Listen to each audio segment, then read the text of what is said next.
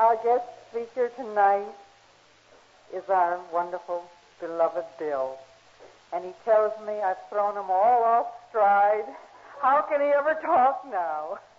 But I never saw the time when he didn't have a powerful message for all of us. And now I would love to present Bill.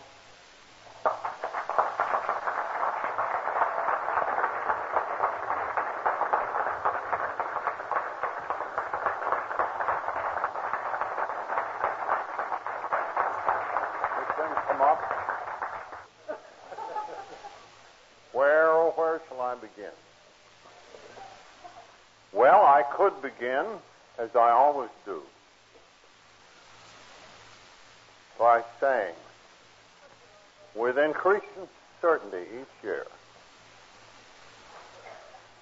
that the advent of the Al-Anon Society is the biggest thing that's happened since AA began. And were I to continue my old familiar talk, I would dwell on the suffering that our alcoholism has inflicted on you, dear people, and remind you that for each of us who groans with the sufferings of alcoholism, even since he dried up, that for every one of us, and there are 5 or 10 of you. Nor need I dwell on the character of the sufferings and the deformities that we have inflicted upon you. It would be presumptuous for me to do this, because you know better than we drunks do. So I thought we'd try for a change of stance or pace tonight and try to think together about the significance of world service to AA and, of course, to you today and for tomorrow.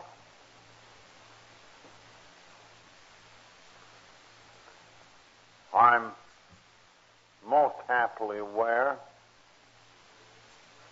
that a great many of the acute and fearsome problems that we encountered as a fledgling society have not been yours, because with great skill you have adapted our experience as expressed in the steps and the traditions and more lately the concepts for world service. There has been a perfectly marvelous and, compared with us, a very rapid adaptation.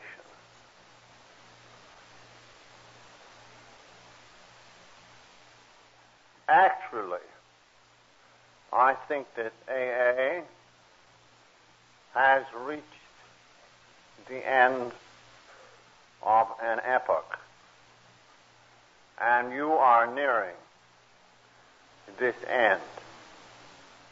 The time when, let us say,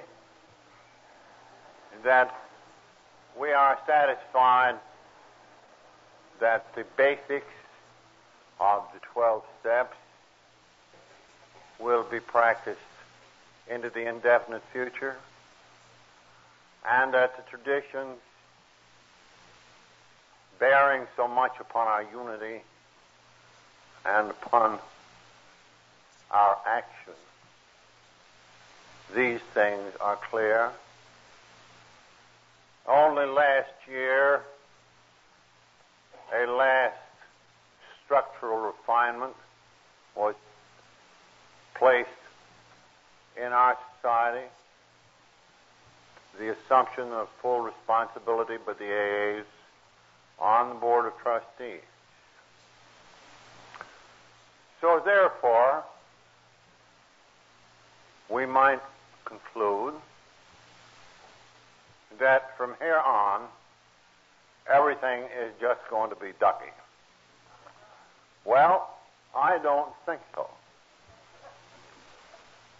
We are living in a world of untold peril. We are in a world where man is set against man, group against group, nation against nation, as never before in history, and with instruments of destruction that defy the imagination. It is a very dangerous world, and in our happiness and in our newfound unity and in our peaceful pursuit of the general welfare, it is easy for us to forget this. But is it not true that as we look out upon the world, its divisions are no different in kind than those which shattered us, first as alcoholics and then as families, to the point of virtual extinction? This was our A-bomb, which did not quite go on.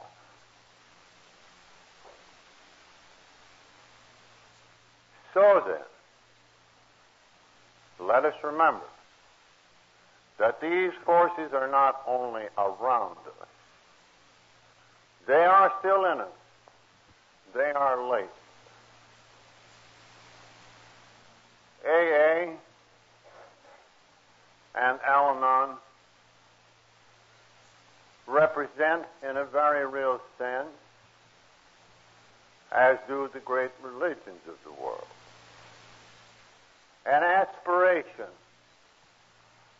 on the part of mankind to make constructive use of his instincts, whether they be for sex, for possessions, for prestige. These instincts were God-given if they are constructively used. And our program tries to channel instincts gone mad and rampant into the channels of growth in the likeness and image of the Father of light who presides over us all. This, as we know, is a halting path,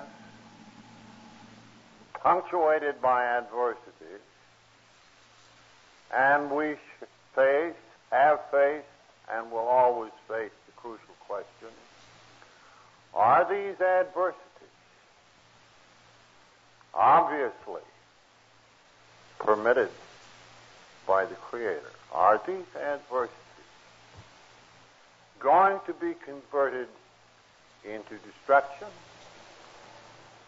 or into a propellant toward greater things? We are driven into AA by sheer, stark, and utter calamity. And then we come to a point where we say, but how wonderful this is. I don't like all these damn principles exactly, but they look right to me. So maybe I will conform, not because I wholly wish to, but because they seem good and right. And now and then we reach a plateau where, for the moment,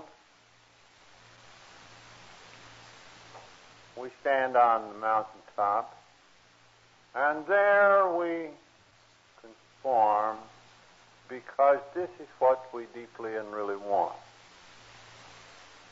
And then the old forces take over and we slide it back down away and get back to the ought to, and then we come back to the terrible imperative, the must, because if we fail on the lower rung, then it is death or madness by alcoholism, an end into which we take into a living death those about us.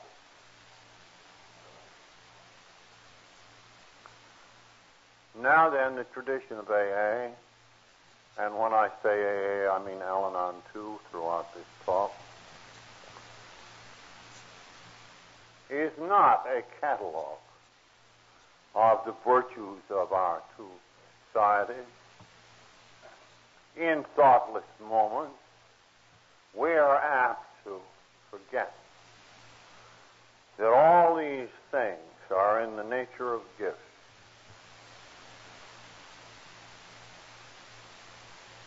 We forget.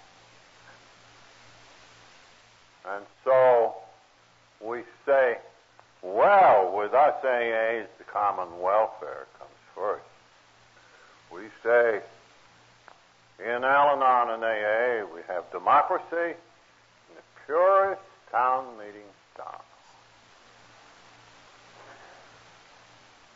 In AA, we have no membership rules, whilst other societies forge rules, inflict punishments for their infraction. Forgetting, of course, that the demon barleycorn is at the elbow always, awaiting to inflict the ultimate punishment for nonconformity. And yes, we go on and we say, well, of course, we do so well in AA and Al-Anon with our specialty that we really have time for these efforts in the world around us. Besides, we're about the best thing that's come along, and we don't want to be troubled with the complications of endorsements and alliances and all of this sort of thing. And then we say, well, of course, this is a very spiritual outfit, this Al-Anon, this AA, and of course we have observed that even religious institutions possessing great amounts of real estate are likely to be somewhat contaminated. So we aren't going to have any real estate. And we're going to have the least possible property, a la St. Francis of Assisi. So we go along in this fashion to catalog our virtues. These, dear friends, are not our virtues. They are the gifts that have come out of the awful imperative of adversity. They are a code, really, of accepted do's and don'ts, the failure of which can lead to disunity, and from there it is but a step to the brink of disaster.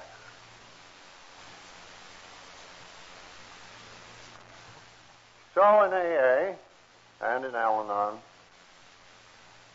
we have all these gifts. In some respects, we are a unique island, a sort of a paradise in a sense, really. Something we scarcely deserve. We know not really why we have it, what was in God's mind. But here it is. Now then, so much for today. we can say that the edifice of the Spirit in its main outlines is complete. That it is like unto a cathedral on the great floor of which we stand secure. And the side walls are there. And we think that they may not fail us because they are buttressed by the tradition. And now the spire is clearly to be seen in the form of service. At its apex, world service, a beacon which beckons all those who suffer alcoholism and in Al-Anon its malign consequence. Well, this is an unbelievable, unparalleled state of affairs. Set in its surroundings of immense potential destruction. Now then, I am not pointing to that destruction as though it ought to be the occasion of our fear, but clearly enough, it should be the occasion for our prudence and our vigilance.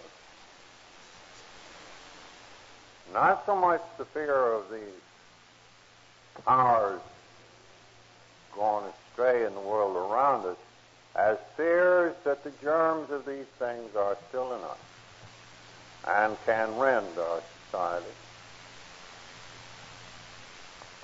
Now, one of the great unifying forces in AA in addition to 12 steps and the spirit of the 12 steps as manifested in the tradition, one of the greatest forces for growth and unity in our experience in AA and in more latter years in the experience of Al-Anon has been the world service idea. Right at this juncture, people may inquire, but why don't our societies have some sort of government? Is there nobody in authority who can issue commands? Is there no one who can inflict even mild penalties? Is there no one who has the authority to collect money? No. We who are the trusted servants of the conscience of our two societies are not endowed with any of those attributes, not because we are so superior to the people around us, because we have Barleycorn who says, you are going to reasonably conform or I will kill you. And then we have the love of God and of man which draws us on. We're ever so fortunate. But let's not credit ourselves with this. So, it may be that as time passes, the problems that once generated these traditions will recur. To a degree, they will recur with each succeeding generation of Al-Anons and AAs. They are bound to. In fact, I hope they do up to a point. There has never been great anything but good outcome in the long run, and sometimes it's been the mighty long run, in dissension with an AA. Up to a point, it is a creator of adversity out of which we may grow as individuals, as groups, and as society. But when that begins to be expressed in real schism and what looks like permanent division, when our internal controversies begin to be apparent in the world around us and keep people from looking at the beacon on the spire, then we begin to be in trouble. So vigilance about these.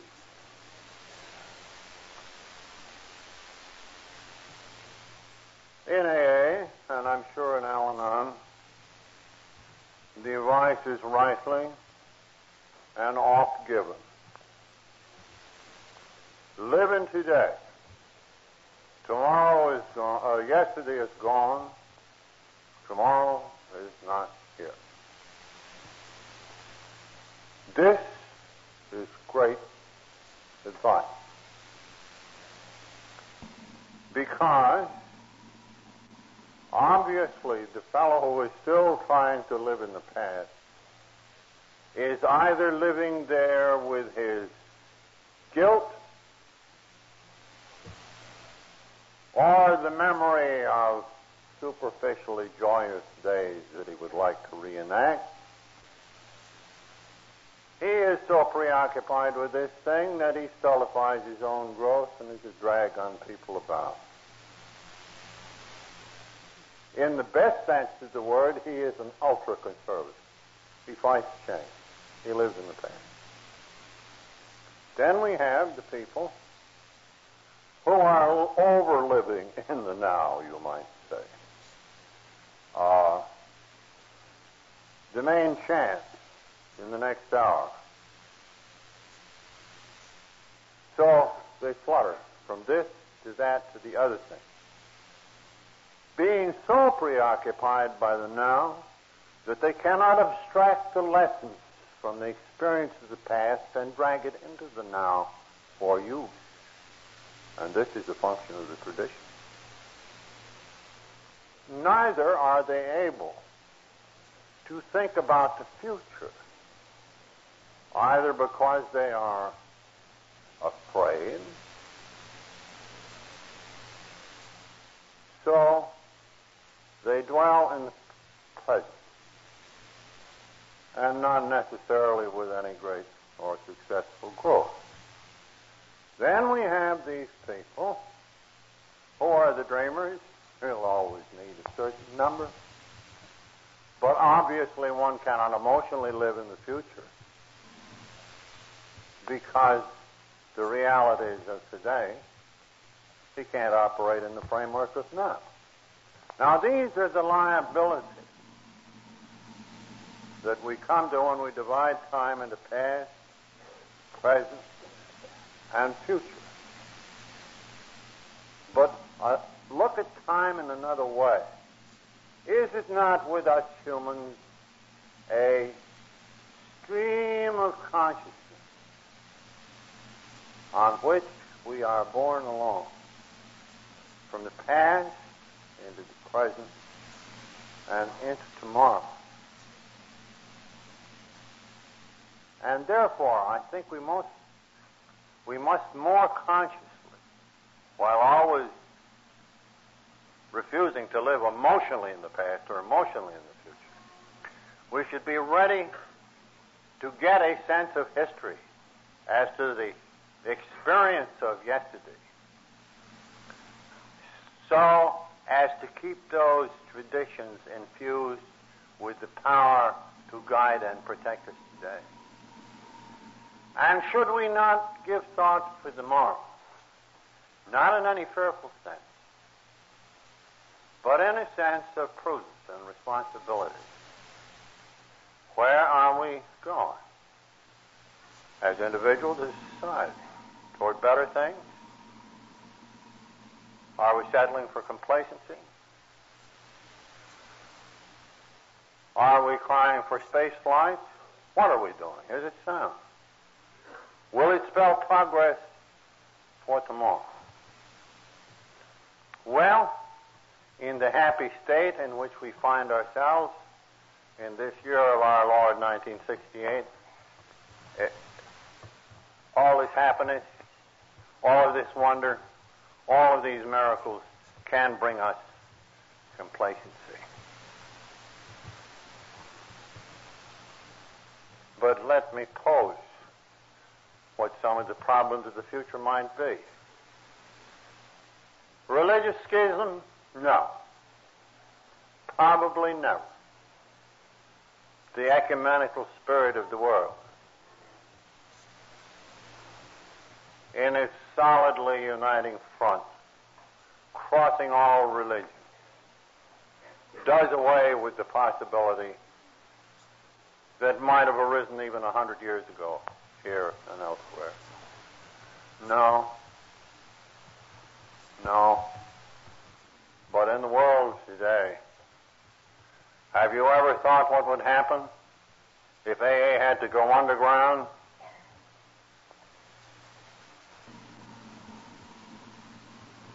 If our people occasionally face firing squads?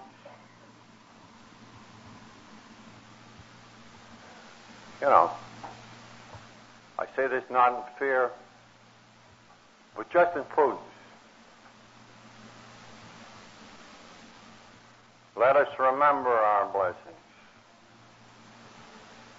Let us take right thought for the lessons of yesterday, that they may bear upon today and tomorrow, and tomorrow, and tomorrow. For so many of them as God would let us have.